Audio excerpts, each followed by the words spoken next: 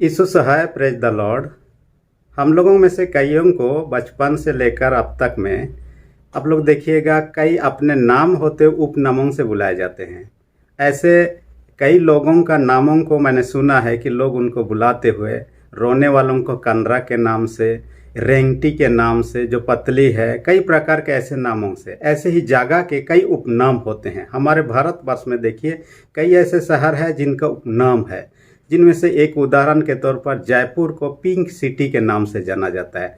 और उसका कारण ये है कि वहाँ का जो सरकारी ऑफिस है, सारे ऑफिसों को कलर के हिसाब से हम देखेंगे वो तो पिंक कलर से ही कलर किया जाना है। ये एक रानी के समय से आदेश है और उस समय से चला हुआ है, जिनके कारण से पूरे एरिया को प्राय हम पिंक के रंग से हम देख सकते हैं।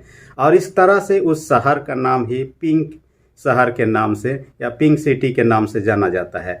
कोरिंथ जो नाम था, इसका दूसरा एक नाम भी पिछले दिनों में प्रचलित था, जिनको कि सिन सिटी के नाम से जाना जाता था, पाप का नगर के रूप में। असल में कोरिंथ नगर का पाप इतना बढ़ा हुआ था कि उनको देखने के बाद में लोगों को उस शहर के बारे में उस प्रकार की ख्याल आता था। जो लोग भ्रष्ट होते थे उनको कोरिंथी निवासी भी कहा जा सकता था। और इस तरह से उस शहर का जो ऐसे नैतिक रूप से गिरावट का एक विशेष कारण था, और वो तो था एक देवी एफ्रोडाइट नाम की एक देवी थी, जिनका मंदिर वहाँ हुआ करता था और जिनके उपासक जो होते थे उनके लिए विशेष प्रावधान था। उस मंदिर में 1000 देवदासी लोग रहा करते थे, और ये देवदासी क्या ईश्वर को या भगवान को या देवी को समर्पित होते थे। और जो कोई उस देवी का उपासना के लिए आते थे, उपासना जो कि उस देवी प्रेम के देवी थी, वहाँ प्रेम उन वेश्याओं के साथ, वेश्या तो नहीं कह सकते हैं, देवदासी कह सकते हैं, क्योंकि ये लोग अधिकृत रूप से मंदिर में वे लोग ठहराए गए थे, अपने आप से नहीं, या तो पैसे कमाने के खातिर नहीं, परंतु उस देवी के निमित्त कमाने के लिए वे लोग वहाँ रहते थे। और जो उपासक आते थे उनके साथ में व्यभिचार करते थे या उन संबंध बनाते थे। इस तरह से लोग आकर्षित होते थे उस मंदिर में आने के लिए, न केवल पुरुष लोगों के लिए परंतु महिलाओं के लिए पुरुष देवदासी की प्रथा भी था, जिनके कारण से महिलाएं भी आकर्षित होती थी। इनके अलावा आप देखिएगा रात के समय में शहरों में वेश्याएं चौक पर और चौराहों पर रोड के किनारे खड़े हुआ मिल जाते थे। इस कारण से कि वह शहर एक वाणिज्य केंद्र था, बिजनेस का सेंटर था, कई देशों के साथ में उनका लेन देन होता था, कई सारी चीज़ों को वे लोग एक्सपोर्ट करते थे। इस कारण से लोगों का वहाँ जमावड़ा होता था। इसके साथ ही साथ हम देखने पाते हैं कि ये जो कोरिंथ नगर था, भौतिक रूप से पूर्ण रूप से वे लोग विकसित जगह था, और दूसरे दूसरे शहरों से सबसे धनी शहर कहा जाता था। ग्रीस देश के बाकी जितने बड़े बड़े शहर हैं, उनके दृष्टिकोण से उस समय कोरिंथ नगर सबसे धनी में से एक था। और इस कारण से उनका धन, उनका ज्ञान और उनका जो कुछ भी था बहुत ही बढ़ा हुआ था। उनके पास वरदानों की कमी नहीं, उनके पास टैलेंट की कमी नहीं, जिनके कारण से इनके मन में घमंड उत्पन्न होने लगा। वे लोग नैतिक रूप से व्यभिचार काम के द्वारा नैतिक पतन हो गए और उनका नैतिक जीवन ही गिर गया। और ऐसे शहर में पौलुस प्रेरित जाता है, लगभग 51 से 52 ईस्वी लगभग में वो जाता है। वहाँ पर जाने के बाद में पौलुस प्रेरित क्या करता है, अक्विला और प्रिस्किला नाम दो थे जिनके पास में रहता था। वे लोग टेंट बनाने का काम करते, तंबू बनाने का काम करते थे, और पौलुस भी वही काम करता था, इसलिए उनके यहाँ रहता है और तंबू बनाने का काम में मदद करता है। या तो वे लोग साथ साथ काम करते हैं और कमाते हैं।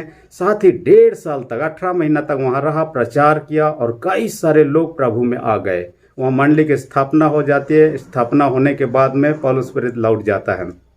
जब दूसरी मिशनरी यात्रा के दरमियान वो इफिसुस शहर में रहता है, उस समय में कई लोगों से उनके बारे में, कोरिन्थ वासियों के बारे में सुनता है। जबकि वे मसीह में आ गए थे, फिर भी उनमें कई प्रकार की समस्या है, उनमें झगड़े हैं, अलगाव हैं, उनमें वरदान होते हुए कई प्रकार की समस्या है। और उन समस्याओं को देखते हुए कई सारे सवालों का समाधान करने हेतु ये पत्र को लिखता है। और ये पहला कोरिन्थ, जिसे हम आज अध्ययन करेंगे, 1 अध्याय 4 से 9 पद में वर्णन करने का कोशिश करता है कि उनके वरदानों का चर्चा करता है, जिनके जरिए से परमेश्वर को धन्यवाद देता है।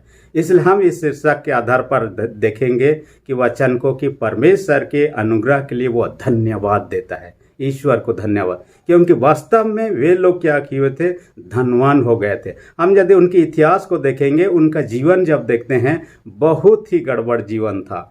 हम 146 ईसा पूर्व में देखने पाते हैं, रोमन सम्राट ने पूरे कोरिन्थ नगर को तहस नहस कर दिया, लोगों को बंदी बना लिया और पूरे शहर को जला के राख कर दिया, और वे लोग ही वहाँ बच गए थे, जो लोग कमजोर दुर्बल लोग ही बचे हुए थे।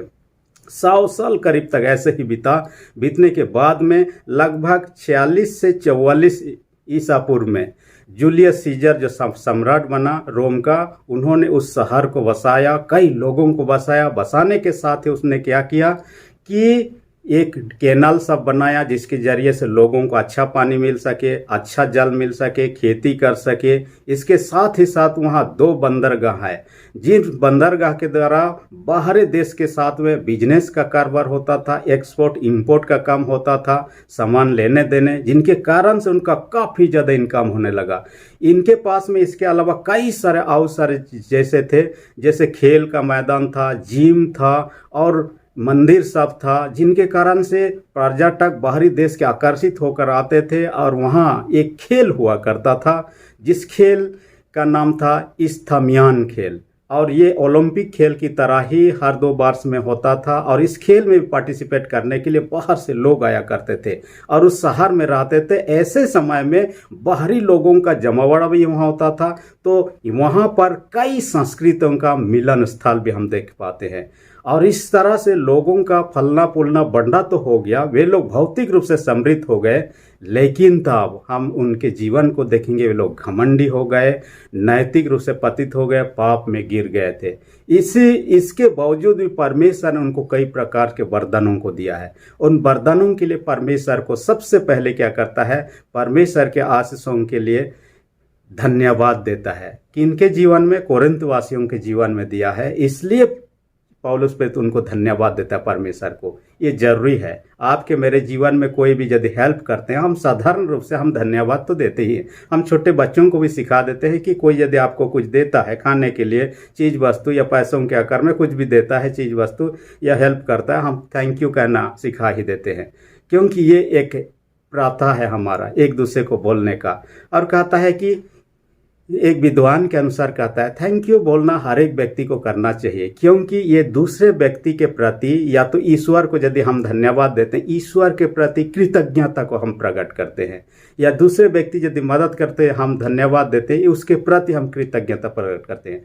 दूसरी विशेष बात कहता है, हम उनको सराहना करते हैं, धन्यवाद शब्द के द्वारा उनका सराहना करते हैं। तीसरी विशेष बात क्या करता है, हम उनको अच्छा महसूस कराते हैं, थैंक कहने के द्वारा, धन्यवाद कहने के द्वारा। चौथी विशेष बात जो कहता है, हम उनको खुश बनाते हैं ताकि वह खुश होकर स्वस्थ रह सकता है। पांचवी बात को कहता है, एक धन्यवाद शब्द ही दूसरे का अंदर में सकारात्मक ऊर्जा पैदा करता है, ताकि हम उनको एक बार मदद करें, दूसरी बार मदद करने के लिए वो तैयार होता है। हमें जैसे मदद किया, दूसरों को मदद करने के लिए तैयार होता है। ये सकारात्मक ऊर्जा हम देते हैं तो हमें भी प्राप्त होने लगता है। और ये बात को जानते हैं कि दिया करो तो तुम्हें दिया जाएगा, जिसे वचन में कहता है। इसलिए बाइबल में कहता है धन्यवाद देना हम ना छोड़ें।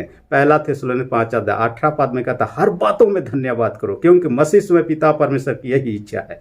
बाइबल भजन संहिता 103 1 और 2 पद में कहता है, हे मेरे मन यहोवा को धन्य का, जो कुछ मुझ में उसके पवित्र नाम को, हे मेरे मन यहोवा को धन्य का, और उसे किसी उपकार को मत भूलना कहता है। किसी भी उपकार को हमें नहीं भूलना है, परमेश्वर को धन्यवाद देना चाहिए। मैं एक व्यक्ति के बारे में आपको बताना चाहूँगा, जिसको जो फुटबॉल खेलने वाले हर एक इंसान जानते हैं, जिसका नाम क्रिस्टियानो रोनाल्डो। उनके बचपन का दिनों का जीवन को मैं पढ़ रहा था, उसमें एक व्यक्ति का उनके जीवन का टर्निंग पॉइंट में बहुत ही मदद किया था, और वो उसका दोस्त था, जिसका नाम था अल्बर्ट फंट्राउस।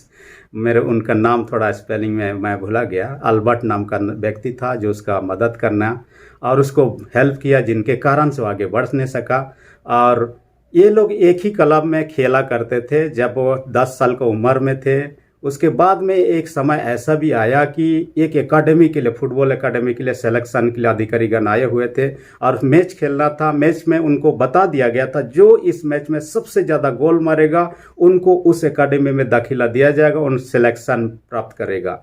और एक ही व्यक्ति होगा जो सबसे ज़्यादा गोल मारेगा। उस खेल में सबसे पहले रोनाल्डो ने एक गोल मार दिया, उसके बाद में दूसरा गोल उसके दोस्त जो अल्बर्ट था उसने गोल मार दिया। उसके बाद में तीसरा गोल होने का समय में अल्बर्ट जो रोनाल्डो का दोस्त था उसने गोलकीपर को छक्का ही दिया, उसके बाद में पुश करके गोल मार देना था, लेकिन उसने ऐसा नहीं किया।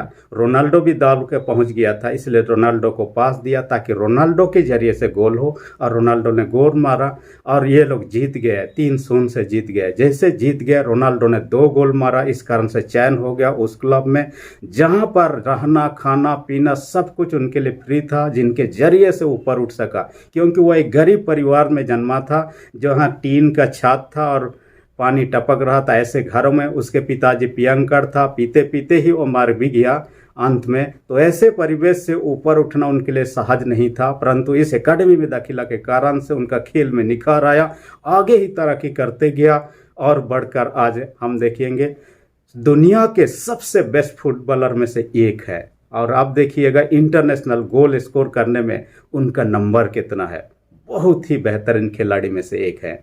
और इसका श्रेय जाता है उसका दोस्त जो अल्बर्ट था, और उसका दोस्त उसको मदद नहीं करता। उस दिन खुद गोल मारता, खुद चला जाता, लेकिन उसने ऐसा नहीं किया। बाद में उससे पूछा भी आपने ऐसा क्यों किया, आप तो गोल मार सकते थे, आपके पास में कोई नहीं था, क्योंकि गोलकीपर को ये करने के बाद में आप तो मार सकते थे। उन्होंने कहा आपका खेल मेरे से बेहतर मैंने देखा है और आप जीवन में आगे तरक्की कर सकते हैं, इसलिए मैंने आपको मौका दिया। देखिए उसको कितना मौका दिया जिसके कारण से उसने ऊपर उठ सका। हम उनके दोस्त के विषय पढ़ने का कोशिश किए, उसका दोस्त इस प्रकार की कोई बड़ा नौकरी नहीं करता, उसका फुटबॉल करियर भी ऊपर नहीं उठ पाया। वो ऐसा भी नहीं कि एक बड़ा ऑफिसर काम किया और साधारण सा जीवन अब भी व्यतीत करा, लेकिन तब उनका घरों को देखिएगा, बड़ा बिल्डिंग घर में रहता है, शानदार गाड़ी में घूमता है। और कई लोगों ने पूछा आप इतना बड़ा ऑफिसर का काम तो नहीं कर रहे हैं जिसके जरिए से इतना बड़ा बिल्डिंग बना सके, इतना कार घुमा सके और इतना लग्जरियस लाइफ जी सके। उन्होंने कहा मेरा दोस्त जो रोनाल्डो है उसके बदौलत है, उसके दिया हुआ ही कारण से ही। और रोनाल्डो मानता है, उसने मीडिया में मान लिया कि मेरा दोस्त जो अल्बर्ट है उसके कारण से मैं इतना तक उठ गया और उसके लिए मैं हमेशा जिंदगी भर शुक्रगुजार रहूँगा। देखिए वो उसके प्रति धन्यवाद प्रकट किया जिसने उसको मदद किया। कोरिन्थ वासियों के जीवन में बहुत सारे आशीषें थी और कई लोग भुला चुके थे ईश्वर को और उसे धन्यवाद देना, लेकिन पौलुस नहीं भूल जाता है। वो उनके खातिर, उनके जीवन में जो परमेश्वर ने आशीषों को दिया ईश्वर को धन्यवाद देता है। आपको मुझे भी परमेश्वर के आशीषों को नहीं भूल जाना है, उसे धन्यवाद देना है। दूसरी विशेष बात जो कहता है यीशु का आगमन के विषय चर्चा करता है, उसमें कहता है यीशु के आगमन तक निर्दोष बने रहो या ठहरो कहता है। और ये सहज नहीं है क्योंकि यीशु का आगमन हम जानते हैं कि यीशु कभी भी आ सकते हैं, उस दिन के विषय कोई नहीं जानता। हालांकि हम कल्पना कर सकते हैं कि बहुत जल्द आने वाला है, मैं शीघ्र आने वाला हूँ, वचन भी कहता है, परंतु हम डेट तो तय नहीं कर सकते हैं। परंतु एक बात है कि यीशु के आगमन तक हम लोगों को शुद्ध रहना है, पवित्र रहना है, निर्दोष रहना है, क्योंकि परमेश्वर पवित्र है, वो चाहता है कि तुम भी पवित्र बनो। लेकिन ऐसा संभव नहीं हो पाता है। कई बार हम देखने पाते हैं, हम साधारण रूप से ड्रेस के विषय में, हम यदि सुबह निकलते हैं कहीं पर, शाम तक आने तक हमारा ड्रेस गंदा दिखाई देने लगता है, क्योंकि कीचड़ भरा हुआ है, डस्ट भरा हुआ है, जिनके कारण से कई सारे चीज़ हमारे शर्ट पैंट में, कपड़ों में लग जाती है, जिनके कारण से वो गंदा हो जाता है। हाँ, इस जीवन भी ऐसे ही है, ये दुनिया पाप से भरा हुआ है और हर कदम हर पल पर हम कई प्रकार की चुनौतियों को सामना करते हैं। अपने मन वचन कर्म से परमेश्वर के विरोध में काम करने बैठते हैं और पाप के द्वारा से हम निर्दोष नहीं ठहर सकते। लेकिन प्रभु यीशु मसीह का जो वचन है यहाँ कहता है कि आपने जीवन को यीशु मसीह के आगमन तक निर्दोष बनाए रखो कहता है। आपको मुझे इसके लिए प्रयास करना होगा कि यीशु के आगमन तक तैयारी, जैसे ट्रेन आने के लिए, फ्लाइट आने के लिए हम इंतज़ार करते हैं तैयार होकर, हम यीशु के आगमन के लिए भी तैयार रहना चाहिए, क्योंकि किस घड़ी आएंगे हम नहीं जानते। 10 कुंवारियों में से जानते हैं 5 कुंवारी ने तैयारी किया था, 5 ने नहीं किया था। जो तैयारी किए थे यीशु के साथ में प्रवेश कर गए विवाह के घर में, 5 बाहर रह गए, वे वंचित हो गए। हम उन 5 बुद्धिमान के समान बने जिन्होंने तैयारी किया था और विवाह में प्रवेश कर गए। आपको मुझे शुद्ध और पवित्र जीवन जीने की आवश्यकता है ताकि हम उसमें प्रवेश कर सकते हैं। बाइबल में एक व्यक्ति का जीवन सुंदर उदाहरण है, वो तो है यूसुफ का जीवन। जो भी कि उसके भाइयों ने उसके प्रति अन्याय किया, उसे कुआं में फेंका, उसके दूसरों के हाथ में बेच दिया, यहाँ तक कि पोतीपोर का घर में जहाँ था उसके स्त्री उनके साथ में गलत काम करने का कोशिश की, परंतु वहाँ से भी वो बच निकला, जेल में चला गया, फिर भी विश्वास रहा, अंत में देश का प्रधानमंत्री बन गया। देखिएगा उसका विश्वासता कैसे रहा। कठिन से कठिन परिस्थिति उनके जीवन में। आपको मुझे भी ऐसे ही अपने जीवन में क्या करना है, पवित्रता को बनाए रखना है। इस कारण से हमें क्या, प्रभु के संगति में बने रहेंगे। प्रभु का आत्मा हमें अगुवाई करेगा तो हम सीधा रास्ता में जाएंगे, सही रास्ता में जाएंगे। प्रभु का वचन से डायरेक्शन लें। बाइबल इसलिए कहता है, भजन संहिता 119 उसका 11 पद में कहता है, मैंने तेरे वचन को अपने हृदय में रख छोड़ा है ताकि तेरे विरुद्ध में पाप न करूं। यह भजन कर कहता है, परमेश्वर के वचन को हृदय में रखा है ताकि परमेश्वर के विरोध में पाप न करूं। मैं 10 आज्ञाओं की किताबों को पढ़ रहा था, उसमें बाप बेटे का एक घटना के बारे में वर्णन मिलता है। उसमें पिता ने अपने बेटा को शिक्षा दिया था 10 आज्ञाओं के बारे में, जिसमें चोरी मत कर भी एक आज्ञा 8वीं आज्ञा में कहता है। उन्होंने ये भी समझा दिया था कि हम जहाँ भी चोरी करें परमेश्वर सब कुछ देखता है, इसलिए ऐसा बेटा को समझा दिया था, चोरी करने का कोशिश मत करना। बाइबल कहता है चोरी करना पाप है। एक दिन दोनों बाप बेटा कहीं बाहर गए हुए थे और वहाँ से वापस आ रहे थे, शाम हो चुका था। शाम घर से नज़दीक था, एक परिवार का जो बारी था थोड़ा घर से दूर था। उन्होंने देखा कि बारी में कुछ ना कुछ तो लगाया हुआ है, खेती बाड़ी का तो सब्जी लगाया हुआ था, बहुत सुंदर सुंदर फला हुआ था। उसके पिता ने कहा घर जाने से पहले क्यों ना कुछ तोड़ के ले जाएं, चुपचाप से, कोई नहीं देखेगा, शाम का घड़ी है और हम लोग घर ले जाएंगे तो पका लेंगे और खाएंगे। इसलिए बेटा को कहा आप यहाँ रोड में रहिए, कोई आने जाने वाले दिखेंगे तो बोलिएगा आ रहे हैं या तो देख रहा है बोल दीजिए, मैं दौड़ के आ जाऊँगा, हम लोग भाग जाएंगे और हमें कोई पकड़ नहीं पाएगा। और जैसे हो जाने का कोशिश, पिताजी देख रहा है, कहता है कहाँ, बोलता है इधर उधर देखने लगता है, पिताजी कोई तो दिख नहीं रहा है। फिर जाने लगता है तोड़ने के लिए, उसका बेटा कहता है पिताजी देख रहा है। फिर देखता है कोई नहीं है। फिर तीसरी बार जब उनको जाने के लिए कोशिश करके तोड़ने का कोशिश, पिताजी देख रहे हैं।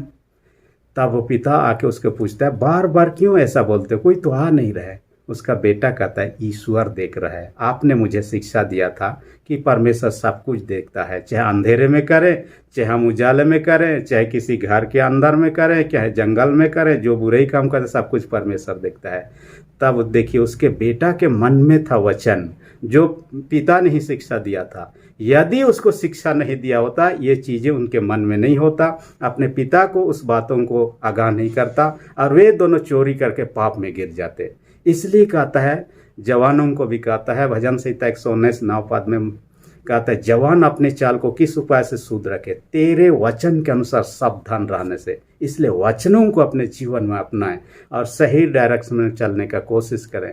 परमेश्वर अपने वचन को हमें निर्देश देता है कहाँ चलना है, क्या करना है, क्या नहीं करना है। तीसरी विशेष बात जो कहता है, तुम्हें यीशु अपने संगाति में बुलाता है। कहता है संगति में बुलाने न केवल कोरिन्थ वासियों के लिए, ये सारे संसार के लोगों के लिए है। मत्ती 11:28 में देखिएगा, कहता है हे सब परिश्रम करने बोझ से दबे हुए लोग मेरे पास आओ, मैं तुम्हें विश्राम दूंगा। ये सारे संसार के लोगों के लिए बुलाहट है, प्रभु के पास आने के लिए। इसलिए न केवल कोरिन्थ वासियों के लिए, आपके लिए, मेरे लिए भी है। हम प्रभु के साथ में हैं कि नहीं हैं, क्योंकि प्रभु के साथ होना हम सुरक्षित हैं, प्रभु के साथ होना हमारे लिए खतरे नहीं है। प्रभु के साथ हैं तो हम अनंत जीवन को प्राप्त कर लिए हैं, क्योंकि यीशु मसीह जब इस दुनिया में आए ये सुसमाचार प्रचार किया गया, मन फिराओ क्योंकि स्वर्ग का राज तुम्हारे बीच में है। कहता है यीशु मसीह का जो नाम है, आप मत्ती 1:23 में देखिएगा, यीशु का एक दूसरा नाम है इमानुएल। इमानुएल का अर्थ क्या है? परमेश्वर हमारे साथ में। यानी कि यीशु जो स्वर्ग से मनुष्य रूप धारण करके लोगों का साथ में, लोगों का बीच में रहने के लिए आते हैं, क्योंकि उनको उद्धार की जरूरत था, क्योंकि पाप से पतित हो चुके थे। और इस यीशु को हमें क्या करना है? ग्रहण करना है। और जब यीशु को ग्रहण करते हैं अपने जीवन में, हमारा जीवन ही बदल जाता है। चाहे पापी जीवन क्यों ना हो, चाहे अंधकारमय जीवन क्यों ना हो, हमारे जीवन ज्योति आ जाता है, हमारे जीवन बदलाहट आने लगता है। मैं एक व्यक्ति का गवाही को आपको बताना चाहूँगा। ये अमेरिका का है, जॉन रेमिरेज नाम का, जो कि एक मिनिस्ट्री काम करते हैं, एवेंजलिस्ट हैं, और वह सेवकई में है। लेकिन इससे पहले बचपन से उनके पिता के बाद में लोगों ने क्या किया? शैतान को ही सौंप दिया। यानी कि उसके माँ को डरा दिया गया, आप शैतान को नहीं सौंपेंगे, आपका बेटा को हम अंधा कर देंगे, मार भी देंगे। डर के मारे उसके जीवन बचाने के लिए उन्होंने स्वीकार कर दिया, और शैतान ने उस पर कब्जा कर लिया। धीरे धीरे जब कब्जा किया, उन्होंने सबसे बड़ा शैतान का जो पूजक होते हैं, या शैतान का जो हम कह सकते हैं पुराना नियम के दृष्टिकोण से याजक हुआ करते थे, महायाजक हुआ करते थे, ये हम कह सकते हैं शैतान का बड़ा महायाजक था और बड़े अद्भुत काम को कर सकता था। और वो इतना तक पावरफुल था शैतानिक शक्ति से कि वह दूसरे देश में, अमेरिका में कौन सबसे बड़ा शैतान है, दुष्शक्ति है, इंडिया में कौन से बड़ा दुष्शक्ति है, वो कौन कौन अधिकार रखते हैं उनके ये दुनिया में, उनको जानता था। हर एक स्ट्रीट का या तो गली का जो शैतानिक शक्ति है उनको पहचानता था, उनको नाम से जानता था। कुछ क्षेत्र में कौन सा शैतानिक दुष्ट आत्मा काम कर रहा है उनको जानता था। और उनके पास में ये अधिकार था कि जैसे हम लोग कोई ऑफिस में ट्रांसफर करते थे, एक व्यक्ति को यहाँ से वहाँ, वहाँ से यहाँ लाना, तो यहाँ भी इस व्यक्ति को इतना अधिकार था कि उन ताकतों को, शैतानिक शक्तियों को यहाँ से वहाँ भेजना, वहाँ वालों को यहाँ लाना, इस प्रकार का। और किसी व्यक्ति का बुरा करना चाहो, चाहे वो अच्छा व्यक्ति हो, उसको बीमार करने का कुछ ही क्षण में शैतानिक शक्ति के प्रभाव से उनको बीमार करने का ताकत उसमें रखता था। किसी व्यक्ति को मरना उसके लिए आसान बात था, यहाँ तक कि उसके कारण से लोग डरने लगे। ये अपने घरों के भी, उसके एक भाई ने उसके प्रति अन्याय करने का कोशिश किया, उसको ऐसा शैतानिक शक्ति का इस्तेमाल करके 5 साल के लिए जेल में घुसा दिया, उन्होंने खुद ही कहा। उसके बाद और एक भाई ने उसके प्रति क्या करने लगा? ताव दिखाने लगा, अपना ये दिखाने लगा। एक शैतानिक शक्ति ने उसको झपट लिया, तुरंत ही बीमार हो गया, पेट खराब हो गया, हॉस्पिटलाइज हो गया। उसके घर के सदस्यों के द्वारा भी इन बातों को लोगों ने जाना कि सच में ऐसा ही हुआ करता था। और यहाँ तक कि पड़ोसी लोग डरा करते थे, पुलिस भी उससे डरा करता था, क्योंकि जो भी उससे उलझेगा वो मरेगा। इस प्रकार का परिस्थिति, यानी उसमें इतना पावर, ताकतफुल था। और इसके कारण से वो बहुत सारी चीज़ों को करता। लेकिन एक दिन क्या हुआ, यीशु ने उससे बातें किया और उसे दर्शन दिया, उसे आवाज़ लगाया और जॉन से कहा, तू जो ये कर रहा है ठीक है, ये कर रहा है, लेकिन मैं दोबारा जल्द आने वाला हूँ, उसके बाद तू क्या करेगा? ये सोचने लगा यीशु कौन है। फिर उसके बाद और एक दर्शन पाया। दर्शन में यीशु उसको ले गया नरक में। नरक में जब पहुंचा, देखने लगा लोगों का हालत, जिस हालत वहाँ जलते हुए लोगों का, वहाँ का गंध सब सुनने के बाद में उनको लगा कि ये तो बहुत गंदा स्थान। और जब वहाँ पहुँचने के बाद शैतान देखता है, क्योंकि उसके मन में यीशु के प्रति थोड़ा सा रेस्पेक्ट आना शुरू हो गया। जैसे ही यीशु का दर्शन पाया, शैतान बोलने लगा, तुम इसके साथ क्या कर रहे हो? उन्होंने कहा कि आप तो आपका चेला होकर रहूँगा तो यहीं आना होगा, मैं यहाँ आना नहीं चाहूँगा। शैतान उसको मार डालने का कोशिश करने लगा। तब अचानक से उसने क्रॉस जो पाया, क्रॉस को दिखाकर उनको ये कर दिया और शैतान उस पर कुछ नहीं कर सका। और उसी समय एक छोटा बच्चा के समान शैतान बन गया। उसके बाद आगे बढ़ने लगा, आगे और एक बार हमला करने लगा। तो उनके बीच में जो था क्रॉस को यीशु मसीह ने क्या कर खड़ा कर दिया और वो मुझसे मार नहीं सका। उसके बाद में उसने सोचा कि मैं इस प्रकार का ज़िंदगी जो जी रहा हूँ ये तो सही नहीं है, इससे तो विनाश ही है, मैं नरक में जाऊँगा। कई सारी बातें उन्होंने कहा, उनके जीवन की गवाही को आप देखिएगा। लेकिन अद्भुत रीति से प्रभु को ग्रहण किया। उसके बाद उसने जो कुछ भी कर रहा था, तंत्र मंत्र और जो कुछ भूत सिद्धि या तो जो कुछ भी उनके पास में शक्तियां थी, सब चीज़ों को त्याग दिया, प्रभु को अपना। जैसे ही प्रभु को अपना लिया, सारे शैतान लोग एकजुट हो गए, इस व्यक्ति को मरना चाहिए, क्योंकि हमारे दुनिया के सारे राज लोगों को बता देगा, और बता देगा तो ठीक नहीं होगा।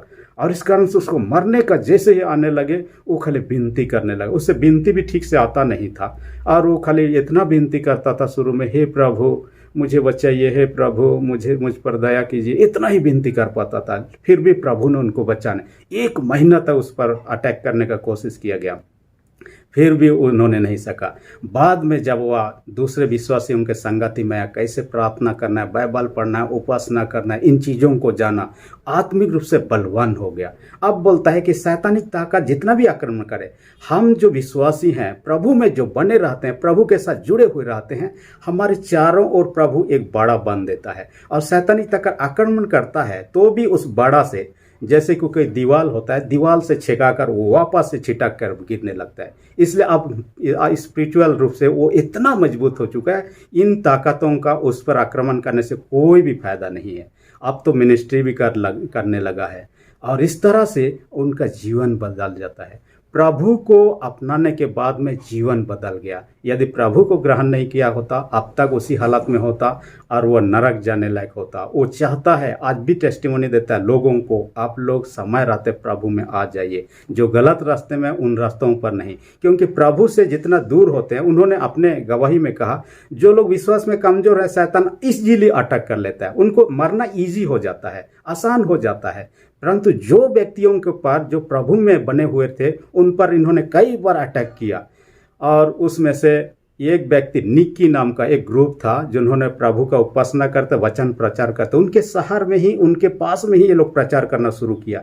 जब उन्होंने आया तो गुस्सा हो गया, कई दुष्शक्तियों को उनके ऊपर में अटैक करने के लिए भेजा, लेकिन उन पर कोई प्रभाव नहीं पड़ा। देख रहे हैं कि उनके चारों ओर एक आग सा, ज्वाला सा एक दीवार बना हुआ है। शैतानिक शक्ति जाता है लेकिन वहां से वापस आ जाता है, उनको छू भी नहीं पाता है।